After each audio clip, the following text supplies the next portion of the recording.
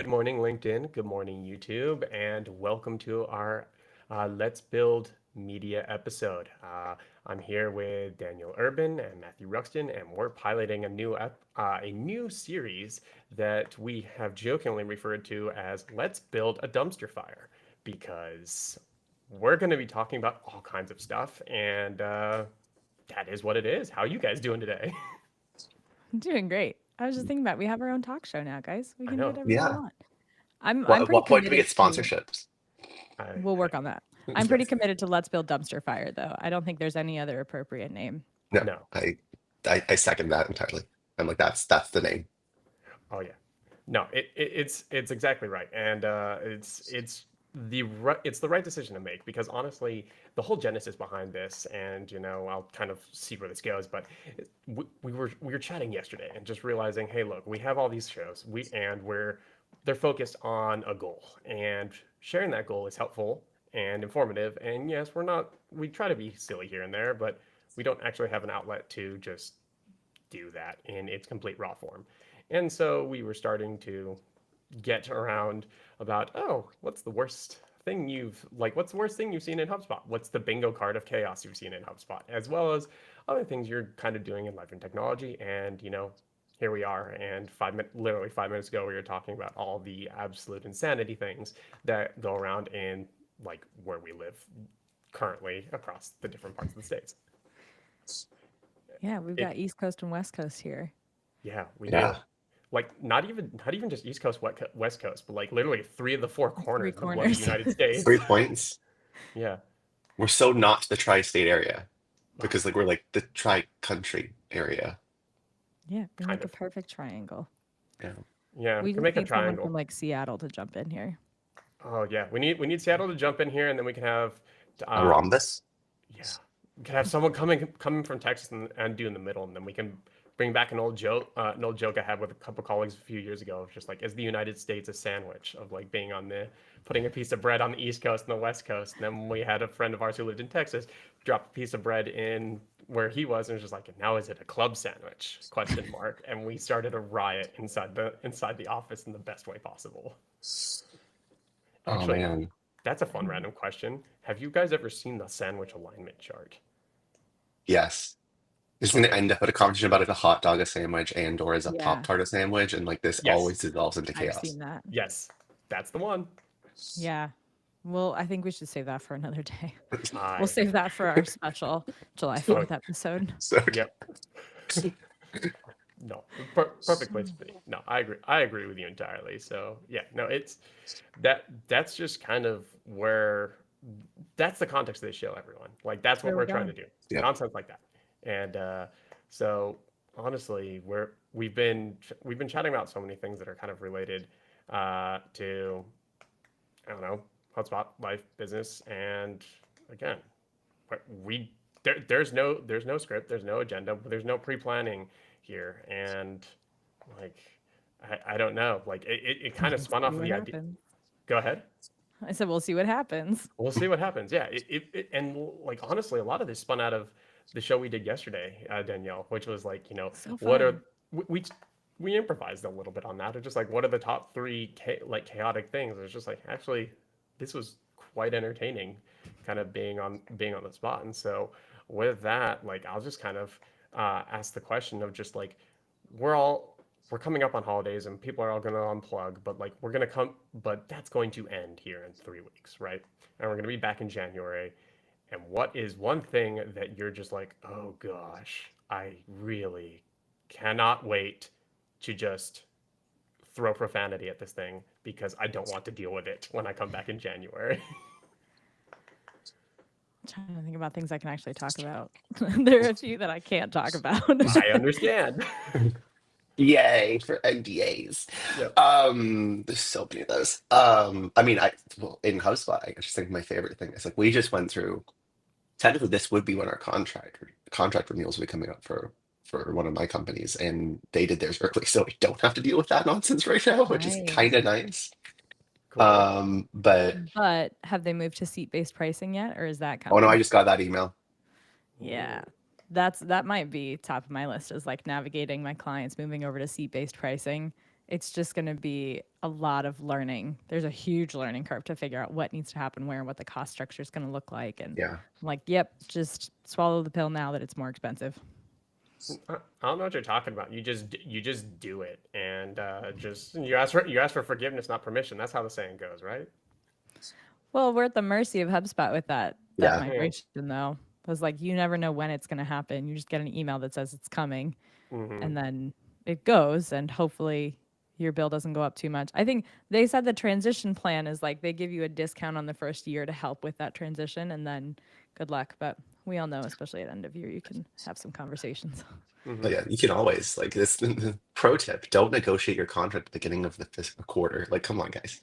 Hmm. It's Everybody knows HubSpot this. 101. Like, you negotiate at the end of the quarter, Yeah. and then you I just drag it out as long as possible to the end of the quarter before you commit, and then that way they start throwing more discounts at you. I'm Exactly. so sorry, HubSpot Especially if salespeople. that timing is right around inbound. You can get crazy discounts at the end of Yes. at the end of Q3, and that is how I was able to successfully navigate having a seat by seat pricing of literally Pro Suite for my own portal with like I think I got like 80% off. I pay like $300 a seat compared to like what is usually like I think like 1600, 1700, which is just like absolutely Yeah. gross. What is the like highest percent? Because every time I get a person like, you can't, don't share this, and I'm like, I'm gonna share it. I'm never Yeah. gonna say who gave it to me. But what's like the highest percent you've ever seen on like a portal? But like what, The like a customer portal, like, and I say that like in a nice way where it's like is like people who like work in HubSpot, we often get like ridiculous discounts because we're like they're like we want to give you it, but like that we're not talking. We're just like yeah, stay regular in the bubble. client-based portals. Like, what's the highest discount you've ever seen? I feel like I've seen some really high ones because if you get into the startup program, there's some pretty strict guidelines for what would qualify you for the startup program. But their starting price with that is 90% off Yeah. of the rack rate. And then same deal with nonprofits. I have Hmm. two nonprofits on my client list right now, and you get a sweetheart deal, which is really awesome. Like we love to see that. That's HubSpot, Yeah. coming and sticking to their roots with like supporting small and medium businesses, but giving them a foundation to grow and really like contributing to the greater good. So I love to see that, and those you don't even like really have to ask for.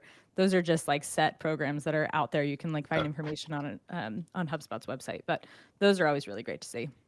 Oh yeah. No, yeah, I wholly agree with you, and I think that's largely the case too. But I think like I've seen a couple back in agency days that are like a good like 40 or 50% off, Yeah. which isn't which is pretty good. And honestly, the way to navigate through that is like the more pitiful your sob story, the better it's gonna be. Like it Again, sounds I worked in startups when I was in-house demand gen. I was like, dear HubSpot, please don't make my job awful. I'm the only person who logs in here. yeah. Please just don't make them take it away from me because it's too expensive. And I got a lot. Yeah. I was gonna say at one of my last roles where I was in house, it was I think we got like 68.3%.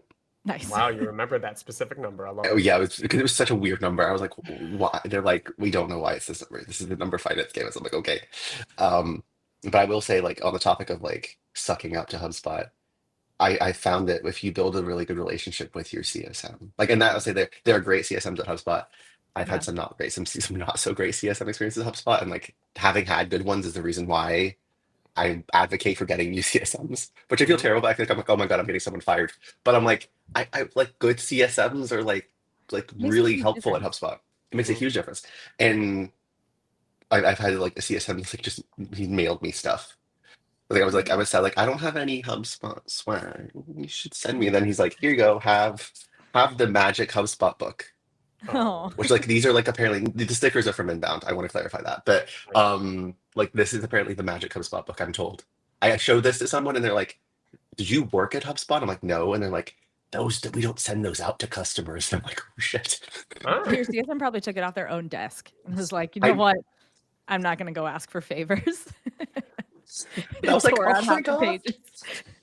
I mean, the fact you got that is like already amazing. Like, because I literally worked for HubSpot. My welcome to HubSpot swag package was like that notebook, a couple stickers, and that pen. Yes, that pen. That was my welcome swag. And then I was like talking with people on the product engineering team who are just like, I just got a Patagonia jacket with HubSpot branding, and I'm just like, this is some bull right here. I think I I have. tell all my clients, like I'm in the Boston area, so the HubSpot office is in Cambridge, and I tell all my clients, like, I'm right here. I could go knock on their door. How many times have I knocked on HubSpot's door? Never. So, but But this, someday I'll call in some favors and get the invite. Then you lied to me. You said you're gonna go knock on the door for inbound. You didn't. No, I didn't because I got discounts handed to me. Oh, fair enough. Chris hooked me up. Fair enough. It worked out.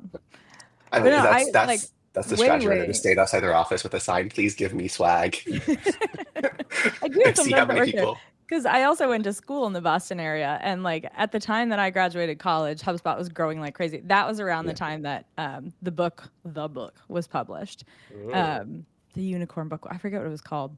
I don't It know. has the weird unicorn mask on the front, Yeah. and it was entertaining to read, and I know like 50% of it was true.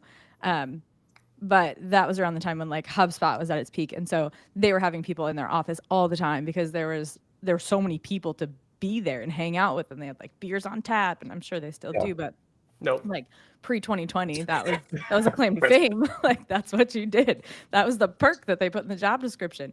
But like way back when I was interning in Cambridge, I've told the story a few times. They were recording HubSpot TV as like their regular content thing, and this was you'll figure out how old I am now, but this was back in like 2010, 11, or no, Yeah. 2000, 2000, yeah, It was, 2010 it or was right 11. around there. It was like somewhere between 2010, 2013 ish. Yeah, because I graduated 2012, so it was right before that. It was like fall of 2011. I was definitely in Cambridge. I was interning in an office that was like the building behind HubSpot's, and one of the women I worked with, her significant other, I forget their relationship at that point, but they were on staff at HubSpot and helping to produce HubSpot TV.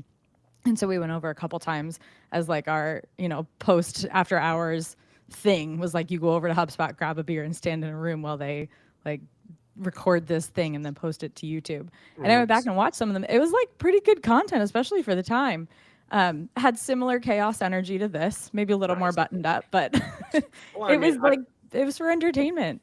yeah, Yeah. and I would hope there's more button up for a somewhat established company, even though it's still infancy, but more established company than whatever this is that we decided literally on a whim. Hey, screw it, let's do it. Did you guys read the book though? What No, is it I need to go called? read the book now. No, if I did, I definitely don't Disrupted. remember it. Disrupted, my misadventure in the startup bubble. It's because this Oh, journalist yes, I who have read like that. mid-career went and worked on HubSpot's content team and was like, what is this startup insanity? And like some of it was startup insanity because they were hiring a whole bunch of young people to like run their sales teams, and they were just making money hand over fist and let everybody run wild. And that's the 50% that's true. And then the other 50% is this guy being like a grumpy middle-aged family man who was trying to survive in a chaotic college-age startup.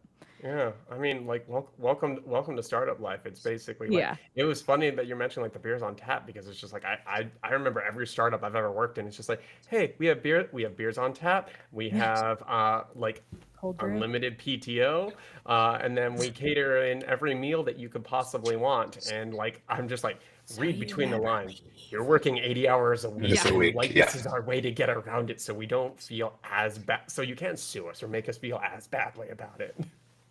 It's the I Google remember way. working at a startup we opened their first support, like in-house support, and they're like, "There's going to be beer," and it was in Denver, and like their offices were in like Rhode Island, so it was like this was in Denver, and like they're like, "Yeah, we're gonna have beer, and we're gonna have this, and we're gonna have all these snacks," and like taught all of these cool perks they had at the Rhode Island office. Then they opened our office, and they're like, "So you're gonna get an allotment of $30 a month that you can spend on snacks from this store." And we're like, "What?" Oh, And like, and the vendor that they used was terrible. So like, the food was awful the whole time. Like, because like the staff at the other meeting, they got like catered lunches every day. Like, we're just like, well, we don't do catered lunches because like you're support staff, so you're working shift schedules. And it's like, and I'm like, yeah. And then we moved to a model where it was just support to having like full-time employees in the office that were working like regular office hours, and then they felt bad, and then it devolved from there. But then I remember the story of how there was cases of beer, so they just buy like they were like we didn't have like kegs, but they just like buy like large cases of beer and stack them right. up in the office. But nobody checked like the security systems. Like they put it in the closet, but anyone who had a key card could get into that closet.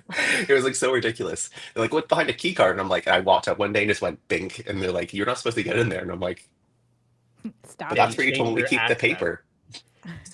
There's a, So like that was, and then one day like a kid, like I was out and I had in front of him, and then when I came in the next day, that some kid, like one of the kids, like stole like 3 cases of beer and just walked out with it one day.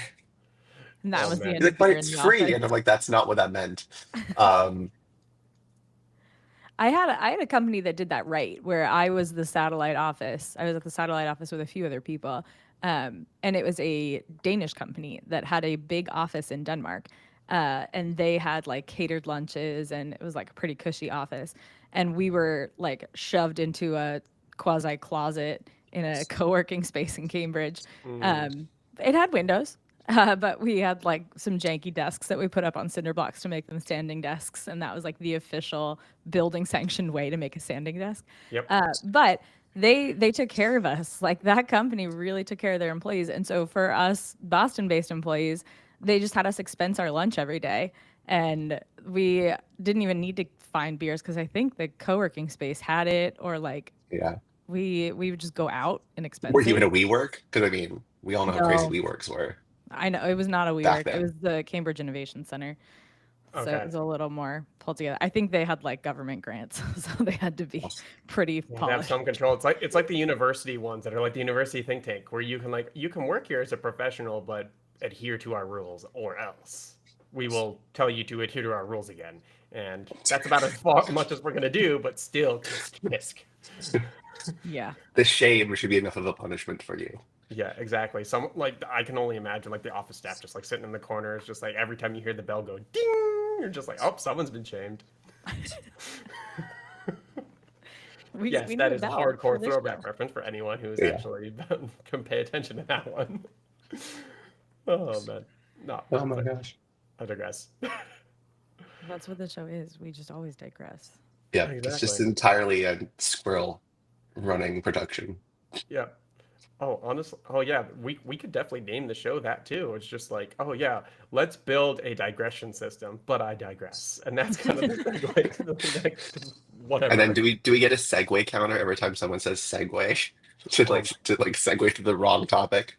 No, oh that's our man. bingo card. Oh Yeah. yeah. How many It's times can all we of the say segue segue? words. Anyway, We we could definitely do that. Just get like a producer. We can have like Chris like sitting behind the scenes with like with a stream deck and basically just have like a whole bunch of buttons on the stream deck. And every time we say "but I digress," like you see a counter go up, and just like oh yeah, segue, and it's just like Are we segue just pops up on the are we screen. just Like, doing oh, a so live good. radio show at this point where we just have a soundboard and it's just yeah. like the equivalent of like Parks and Recreation, like the one like radio station in Parks and Recreation that they went on was like 99. I can't remember the name of the radio station, but it was like they're like it was just terrible sound bites constantly the entire Yep. time. Yeah. I know Riverside has a sound library, but I think I'm in here as a guest. I think only the host can access it. Oh, I'm so intrigued. I haven't actually paid attention to this. Like I see the media I here, so I. stumbled on it one time. There's some canned sounds in there. Oh man, I definitely need to. I need to look that up, and then every time I'm on Riverside, just like program it over the stream deck. So like I'm thinking like like over in South America during like one of the football matches, like "Brr, brr, brr, brr, brr," just like Oh yeah. the trumpet horn, like getting everyone go. Who doesn't love a good Vuvuzela? Just Yeah. flashbacks to like what 2011, 2010. I don't know. It was a long time ago. Yeah. Yep. Oh My man. brain is entirely pre-COVID and post-COVID at this point. I Same. don't. And pre-COVID is just like college. I had a kid right before COVID, but she like wasn't walking or crawling until May of 2020. So I'm just like, whatever. I had a potato that I carried around for a little while pre-COVID, but otherwise, like, Yeah. there was college and post-COVID. Yeah. Yeah. It's not post COVID. It's BC. Remember, before COVID. BC. Yeah. Yes. Whole new meaning. Oh man. Yeah. I bet. Is that when we start talking about it? Which, by the way, like I don't know if any of y'all got surveyed from HubSpot, but not HubSpot. You know, when they send like it's the third-party companies that send surveys on behalf of HubSpot. Oh yeah. And it's like I got a survey it's like, oh, we have interest in like if you're a buying decision maker. It's like I go in and like first of all, it threw me off because like it went question 1, 7, 47, 10, you're not eligible for the survey. I'm like, okay. You should know But then this you about promised me. me a $35 gift card. That's the only reason I'm taking the survey. The I like one of the questions was like, which hubs do you use? And it's like Sales Hub, Marketing Hub, Service Hub. And then it said Intelligent Hub. And I'm like, I don't know if that's a mistake or they just like leaked something Did you they Or weren't care? it's they're supposed. like filtering. They're like, you're lying for all of your answers to get your $35 gift card. Which would be amazing. I'm getting the like end of the year, what are you planning for your strategy emails? And you can Mm. tell all the ones that are automated, especially the one that was like, what is consultants event planning strategy? Like so many red flags in your subject line alone. And we're not even gonna make it that far. Oh man. Oh, but like honestly, hearing all that, like it just it makes me so excited for what all the January talk shows are gonna be because it's one of my favorite times of the year, and it's like here like let's unbox your strategy and your tactics for insert calendar year here, and it's like these are the trends from last year and the trends that you should consider for this year, and it's just it doesn't matter where you tune in, doesn't matter what industry you're in, like they exist and Hmm. that it's I have no words for it. It's I mean I still get emails like I'm amazed like this is to go back on a tangent. This is related to HubSpot. Yeah. The amount of emails I get to my current email trying to sell me stuff for companies that I previously worked at. Mm, Oh. Like, how does that happen? mm, Because you left, obviously. So the mops people that replaced you are mhm. spray and pray. like, but no, like, it's like not even that, but like, all their companies are like, hey, you work in a restaurant space. Would you be interested in a list of like restaurateurs? I'm like, I work in ed tech now, and you're sending this Yeah. to my ed tech company email address. Like, no. But ed techs have cafeterias, right? And so they're like that's the whole point of the restaurant anyway. That's how it works. And I That's get my also, how biggest can you improve regret. your school's IT infrastructure? I get a lot of those emails too. Yep. Actually, And you I'm and I like, need we're to not a talk. school. Yeah, it's all the people who think they understand what like ed tech means, but like doesn't, which is like it's almost always the here. Do you want to like let me sell you my lead list or whatever it is, and Oh, it always is like, it's pretty much like it's the companies that go into Zoom Info, download as much as possible before the account gets banned, and then segment it and then resell it. I make it a for Chris, my that I'll say, talking about things we do in January. January is my every year I go into Zoom Info and like remove myself. Mm, Yep, that's a good tip. yep. Zoom My Info, biggest remove regret. yourself, add yourself to the FTC do not call list, Yeah, Yeah. and just the promptly annual get it ignored. reminder. Yep. Yeah. So many phone calls that I'm eligible for COVID refinance loans. Like that was Hmm. last year. Hmm. This year, Mm, it never didn't own a small business before COVID, but apparently I'm eligible for that.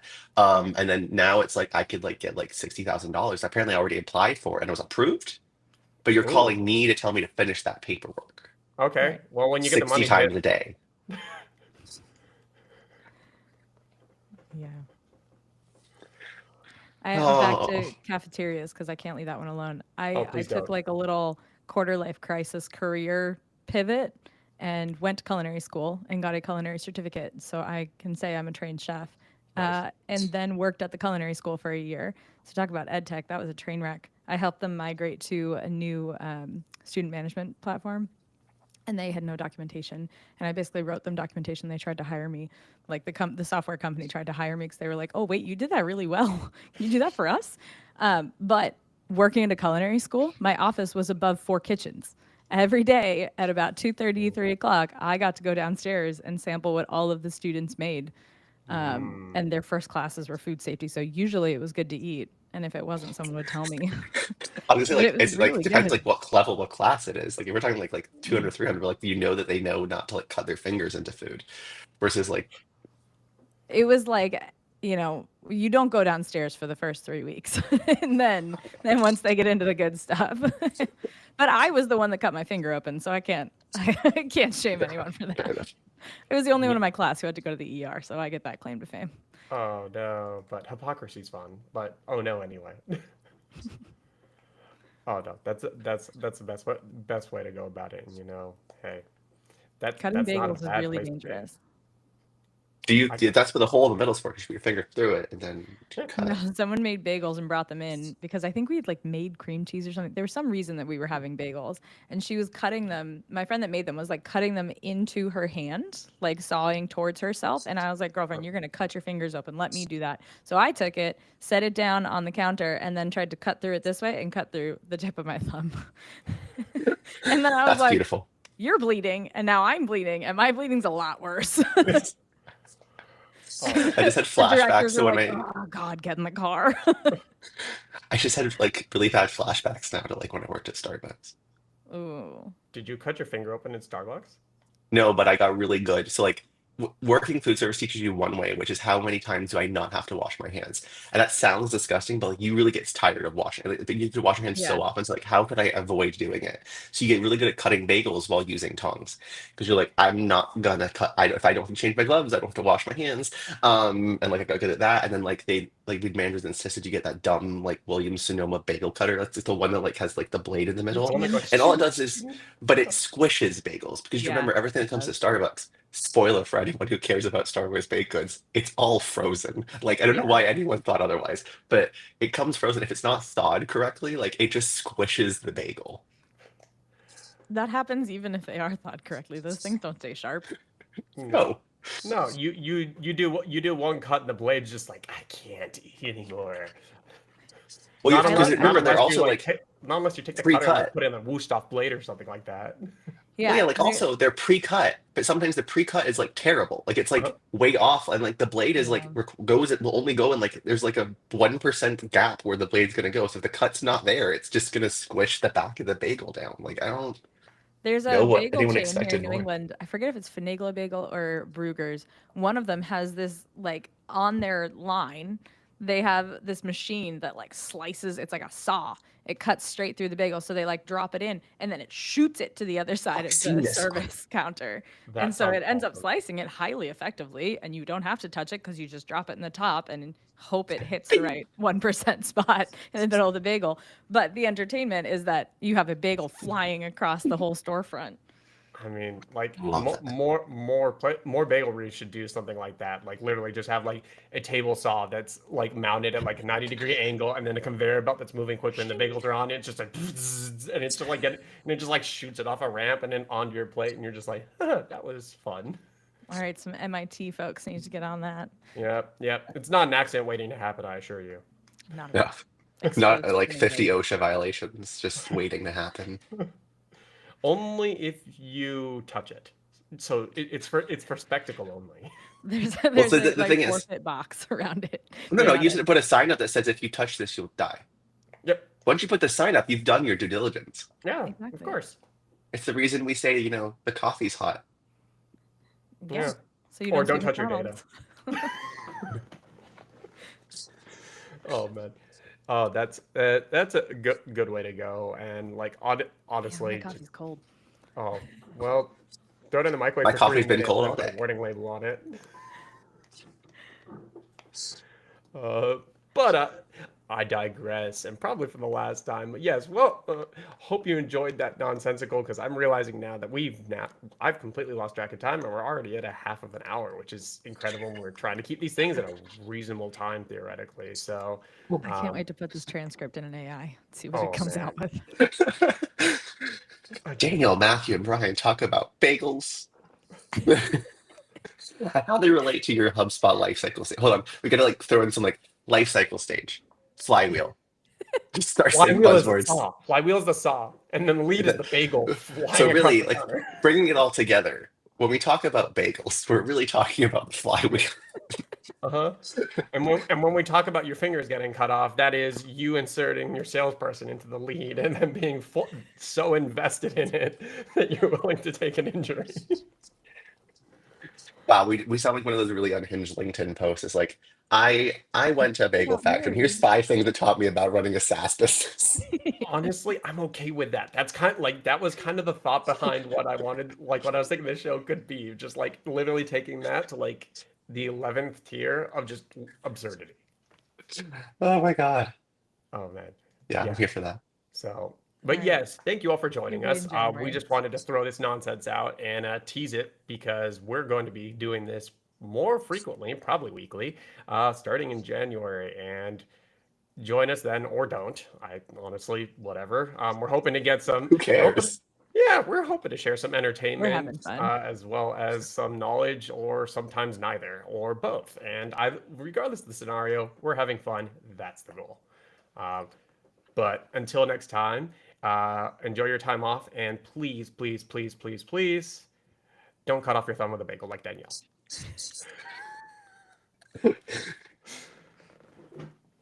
And just like that, the recording is over. Sorry, Danielle. I could